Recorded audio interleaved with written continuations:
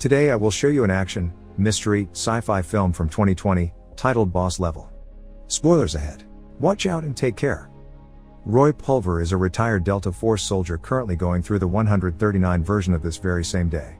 He is stuck in a time loop that resets every time he dies, and he has gone through it so many times, he has already learned the day's pattern by heart.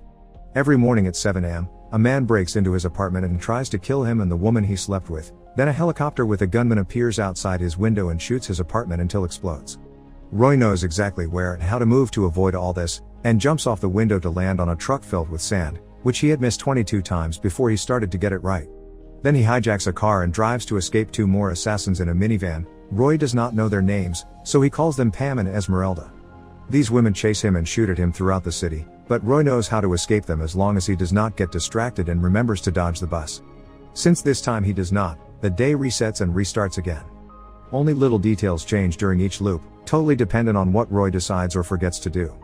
Besides the guy at his apartment, the helicopter and Pam, there are other assassins like Guan Yin, who usually kills him with a sword. Kaboom, a short man that plans a bomb on him, Smiley, who likes to kill him by impaling him with a lance and tying him to the back of his trunk, the German twins, and a guy that looks a lot like him so he calls him Roy number 2.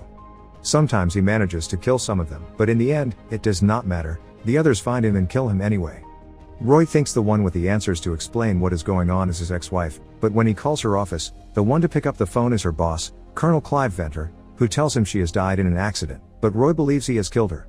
Sadly though, he never manages to live long enough to find out why. On the days he manages to escape the bus and Pam, Roy makes it to Jake's diner, where he must hurry to take a seat at the bar or the last spot will be taken by Dai Feng, a world champion swordmaster that Jake has a crush on. Roy proceeds to get deeply drunk while listening to the man sitting next to him, Dave, talk about internal security and conspiracy theories. At 12:47, the assassins always find him and kill him right there in the middle of the diner, which means Roy has never made it even a minute past this point. If he does not come to the diner, then he just gets killed earlier. He has already tried as many alternate roads as possible. As he is shot once again by every single one of the assassins, Roy remembers the day before the time loop started. He is visiting his ex-wife Gemma Wells at her workplace Dynal Laboratories, after she left him a message asking him to come over because her company is hiring. However, she does not seem too interested in her resume or to reconnect after not seeing each other in a while. She just starts taking Roy's measurements and a sample of his hair, which draws blood when she pulls it. While Venter and his bodyguard Brett watch them through the security cameras, Roy asks Gemma about this weird machine she is working on, which she claims can unmake all time and space, and even destroy the planet if used improperly. Roy also brings up the matter of their son, who does not know he is his father, he just thinks Roy's a family friend. Begging to be heard, Roy tells Gemma he can accept having lost her when he chose work over her, but he deserves a chance to be in his son's life. Their talk is suddenly interrupted by Brett, who reminds Gemma this is a restricted area, but Gemma says she has got a special agreement with Venter. When Roy tries to give him his resume, Brett says they are not hiring, which means Gemma lied, but she sends him away before he could say more. Before Roy leaves the building, Gemma tells him she has sent him a birthday present that is incredibly important for him to open and that he should remember Osiris. Meanwhile, Venter does not like the fact Roy has seen and learned things about his experiments, so he orders Brett to deal with him by hiring random assets instead of trained soldiers so nobody can track the assassins back to them. Then he asks Gemma to come to his office and scolds her for having broken security protocols by inviting Roy over. When night falls, Roy goes to a bar and picks up a woman called Alice, who works as a dental hygienist. She is just one more woman in a long line of conquests, and the bartender points out Roy will never be happy with these one-night stands because he never stops thinking about his ex-wife. While Alice is in the bathroom, he gets a call from Gemma, telling him she is about to do something drastic and she needs his help, but Venter cuts off their line before she can say more. Roy could tell Gemma sounded upset, but he still chooses to go back to his place with Alice instead of trying to reach her again. While Roy and Alice have fun together, Gemma puts Roy's hair and blood in a tube that she inserts inside the machine she has been working on. Seeing this on the security cameras, Venter decides she has gone rogue and sends Brett after her. This was the last normal day Roy got to live before the loop started. But now that he has revisited his memory of his conversation with Gemma, he realizes he has never checked the birthday present she has sent her, so he finally opens the package and finds a book titled Iset and Osiris with a note from Gemma on the back cover that says time waits for no man. He is so distracted by the book that he forgets about taking the right steps to avoid the assassins. He dies 2 more times before he manages to escape with the book thanks to finding a button on the car he always hijacks that he has never noticed before. After pressing it, the car starts going much faster, causing Roy to miss the exit that takes him to Jake's diner. Instead, he ends up at the underground Atlanta Mall, where he sits down to read the book Gemma left him.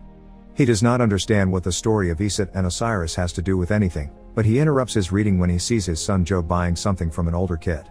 When he realizes that he is the only family he has left now that Gemma is dead, he follows Joe into an arcade where they hold esports tournaments. Every time he walks near a screen, he causes them to glitch, but Roy does not notice this. He just approaches Joe and scolds him for ditching school. He also asks him what he bought, but Joe shows him they are just cards, not any kind of illegal substance. Then Roy invites him to lunch, and as soon as they leave the building, he notices it is 12:50, the longest he has ever lived since the loop started. As he analyzes what he has done differently, he finally realizes they must have put a tracker on him, and the metal walls of the diner and the underground location of the shopping mall have kept him safe. At that moment, the assassins arrive and shoot Roy as he grabs Joe and puts himself between the bullets and his son, dying as he tells him he is his father. When the day restarts once again, he asks the man that has broken into his apartment about the tracker, but he will not tell him where it is. Moments later, Roy arrives at the diner and goes straight to the bathroom so he can closely inspect his body, going as far as putting fingers up his own rear, but he still does not find the tracker. Remembering Dave knows all about this stuff, he asks him where he would hide a tracker, and Dave suggests the teeth. This brings back a memory to Roy. Alice, the dental hygienist, putting him to sleep on a dentist chair while Brett watches them. She had been part of their trap all along. After getting more alcohol and pliers from Jake, Roy goes to the bathroom with Dave and starts removing his teeth until he finds the tracker, only to be killed a second later by Roy number 2.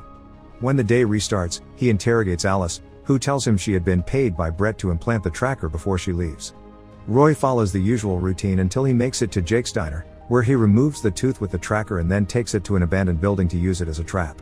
His plan works and Pam shows up, but she refuses to say who hired her, so he kills her with her own gun, which used to belong to a certain Geeman dictator.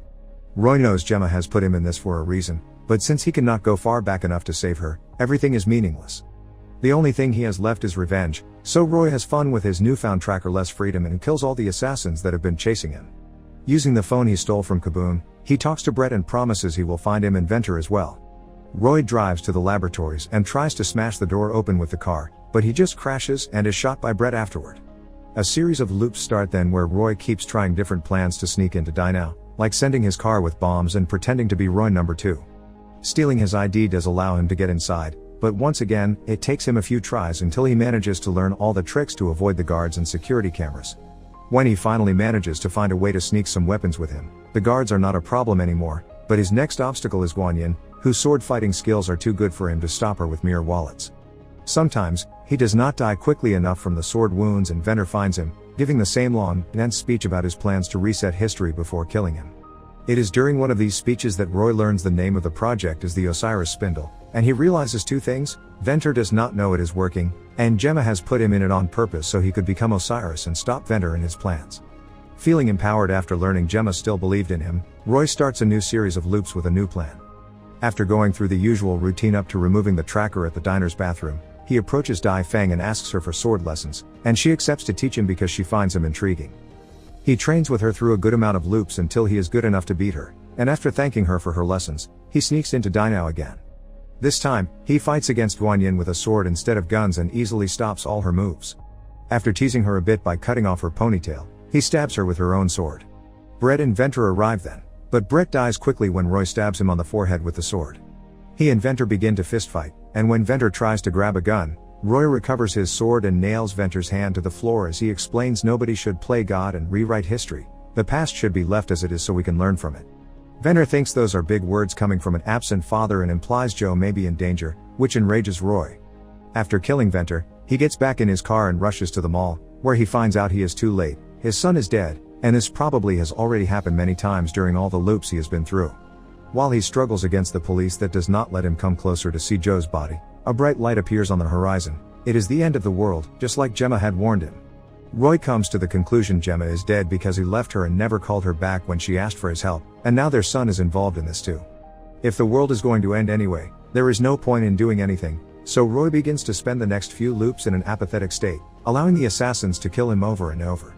One morning, however, the violence finally makes him snap out of it and he decides to take advantage of all the time he now has in his hands. He returns to the mall and picks up Joe to spend the day together, playing video games and having lunch. He does this every loop until the end of the world takes them and resets the day yet again. He wants to tell Joe he is his father, but he is too afraid to do it. During loop 249, Roy brings up the subject of Gemma's work, and Joe reveals he talked to her early in the morning after she did not return home. This shocks Roy, who always thought she was killed during the night, so now he starts a new plan to see if he can save her. After resetting the day, he sneaks back into the laboratories and shoots Venter and Brett while demanding answers. Britt confesses they had been trying to find out what she did to the Osiris spindle, because it seems she sabotaged it and now they cannot control the chain reaction she started. Venter realizes Roy is able to sneak in because the spindle is working, which means Gemma made him the missing mass. When looking at the security cameras, Roy finds out the exact time of Gemma's death, 14 minutes after he wakes up. After shooting himself to restart the day, Roy decides to try to save Gemma even if he only has 14 minutes to do it. As always, he kills the first assassin, but afterward, he makes the routine different by jumping directly from the window and into the helicopter. The gunman is kicked off before Roy threatens the pilot with a gun, ordering him to take him to Dinah as fast as possible. Once he arrives, he takes the gunman's machine gun with him as he sneaks inside the building and uses it to kill all the assassins that are waiting together outside the door. From the pile of bodies, he takes a gun and Guan Yin's sword, and he shoots every guard on his way until he makes it to Gemma's laboratory, where she is being attacked by Brett. Roy does not hesitate to kill both him and Venter in seconds before reuniting with Gemma, who asks him how many tries it took him to get her. He lies and says it was only one, but Gemma sees the truth when he begins telling her all the things he has learned about Joe after promising her he is safe and no assassins are going after their kid. Gemma explains that there is no stopping the spindle, only restarting it. She made the missing mass inside the machine match Roy's DNA specifically, so if he enters the spindle, the day should reset for the last time and time would go back to normal, but she is not 100% sure of that. All this is just a theory since this is the first time she managed to make the machine work and it was all done in a hurry to stop Venter. If time resumes and Roy dies, he will be gone for real, but he thinks he has learned enough information to save both Gemma and Joe without much trouble. So after kissing Gemma, Roy enters the Osiris spindle, and waits for the machine to use him to hopefully restart the day for the last time. If you enjoyed this video, please give it a like, subscribe to the channel Recap Central HQ, and click the bell icon to stay updated with our latest content. Thank you for your support and encouragement.